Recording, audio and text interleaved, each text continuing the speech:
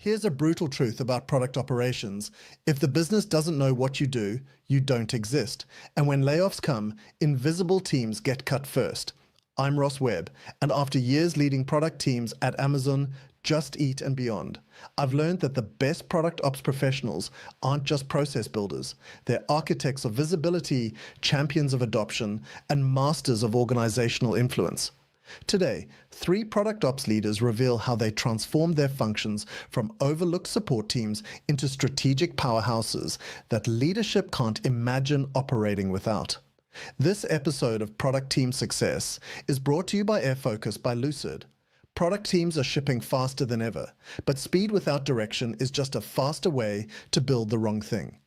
Airfocus is the structured foundation that keeps strategy intact as you scale, so your team always knows what to build and why.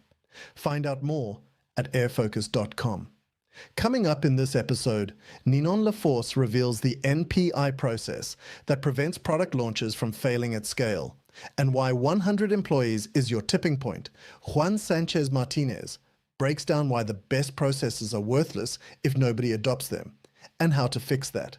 Heather Hansma delivers a 4-level communication framework and explains why cultivating sponsors might save your job. Ninon, you've worked in fast-growing B2B environments where new departments pop up constantly. You've seen what happens when product launches fail, not because the product wasn't built, but because the organization wasn't ready. Tell us about the process you created to solve this. Yeah, so just to give you a little bit of background about my current position at Enable. And so Enable is a very fast growing B2B company. And when you grow fast and you hire a lot of people, you suddenly have new people every day that pops up and new departments that are formed very quickly. So then you'll have like revenue enablement department and a brand new, CS ops, so CS enablement departments. And you have new roles and responsibilities and new departments that just pop. This can happen very fast. And when that happens, the product launches suddenly they fail because a lot of people to keep aligned to what it is that we're doing, what the experiences are going to be for customers, how to onboard, how to implement that information gets lost. So that I was hired at this time where Enable was growing so fast that cross-functionally we were not keeping aligned as to what these new products and new releases were going to be.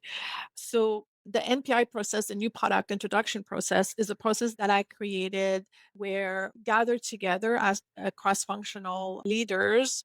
It's kind of like a stage gate process. I don't like the term stage gate, but it's a process where we just check because even though we're agile, even though we try to move fast, there's still certain things that have to happen before other things, right? You have to plan before you build. There has to be some amount of planning before building. There has to be some things that get built before it's released, right? So there are some things that happen before one another. And even though you're iterative, there is a sequence just to some degree. And so product managers, they have some form of a scope of what they plan to release. They have to have some use cases that they plan to release. And there's a certain point, it's the right time for cross-functional member to join and to understand what it is that we plan to do.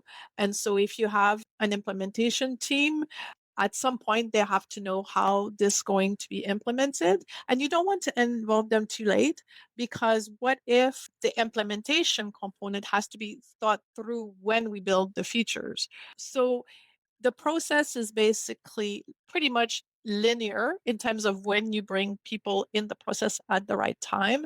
It addresses specific needs at all the right stages and just involving the right people along it until we get to releasing. And then there's also like a post monitoring stage. But without that, there's miscommunication, there's gaps. And if you don't have something like that, you're going to have failed releases. And this is pretty consistent. Like I've worked in a number of organizations. Once you get to, I would say about 100 employees or more, if there's no NPI process, is a very high likelihood of your new product launches that they will fail. As product manager, you build stuff, you pass it over to engineering, or you work closely with engineering to build it and release it. And so this aspect could still be successful. What won't be successful in terms of NPI, that enablement teams, your customer success team, your revenue teams, they just won't know what's going on. They won't be ready. And so that's how it's going to fail. It's people won't be ready, won't be able to support it, won't be able to sell it, and the knowledge just won't be there in the organization as to what it is that you. That benchmark of 100 employees is incredibly useful, Ninon. But here's the thing. You can build the most elegant NPI process in the world, and if people don't actually use it, you've built nothing. Juan, you've led transformations across multiple organizations. What have you learned about getting people to actually adopt what you build? Yeah, so for me, the journey with change management started even before product operations, like even on the finance world. Like, how do we do the big scale change management? It was even one specific part of the operational excellence department that it was there to do change management and to apply methodologies. And then when I'm moved to the product world and doing product operations, like, okay, now we need to transform how we do role mapping, how we do OKRs, how we do planning, and all of these things.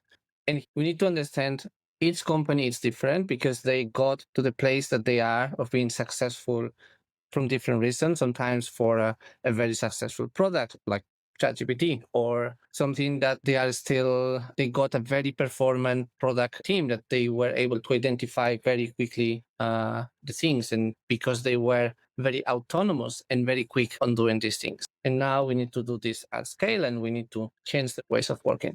So we really need to understand where the company is at a given time in their career or on the life cycle of the company and the product organization. And then we need to adapt. Like, what are the pain points that they are currently in the stage of the life cycle that they are? What are the main pain points and how we can help them to alleviate those gaps? So we didn't prioritize the next thing to change. So we need to be really strategic about what is the next thing that we do. Two other things. So more tactical, how we do change management, like do we do first some training, then a big bang approach that we change everything from Friday to Monday, or do we need to do some pilots and create some social proof that the thing works and then more teams will adopt? So we need to keep all of these things in mind. And for me, the last one that is most important is like not all of the components of the product organization has the same ability to absorb change at the same time. If they don't adopt it, it's just worthless. That's the ultimate product ops truth, Juan. Now, Heather, you've developed a systematic approach to driving adoption through communication. You've also cracked something critical: how to protect your function when you're not in the room. Walk us through your framework.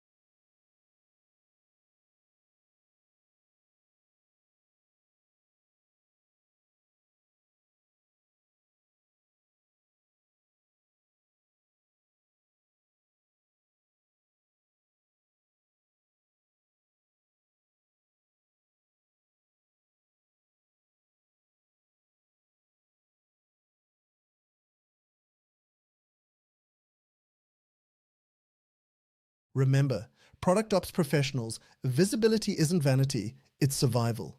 The best processes in the world mean nothing if leadership doesn't understand their value and if teams don't adopt them. From Ninon's NPI framework that prevents launches from failing at 100 plus employees, to Juan's reminder that adoption trumps design every time, to Heather's 4-level communication framework and sponsor strategy, you now have a playbook for making your product ops function bulletproof. Build it properly, get it adopted, and protect it through visibility and sponsorship. Here are your next steps. First, audit your current visibility. Does leadership know what you delivered last quarter and the business impact? Second, connect with our guests on LinkedIn. They're all exceptional operators who continue to share insights. Third, subscribe and hit that notification bell. We're bringing you more product ops insights regularly. This episode of Product Team Success is brought to you by Airfocus by Lucid. Product teams are shipping faster than ever. But remember, speed without direction is just a faster way to build the wrong thing. Airfocus is the structured foundation that keeps strategy intact as you scale, so your team always knows what to build and why. Check out more at airfocus.com. Thanks for watching. And if you want to dive deeper into product operations excellence, watch our previous episode on product ops fundamentals. Until next time, I'm Ross Webb. Bye for now.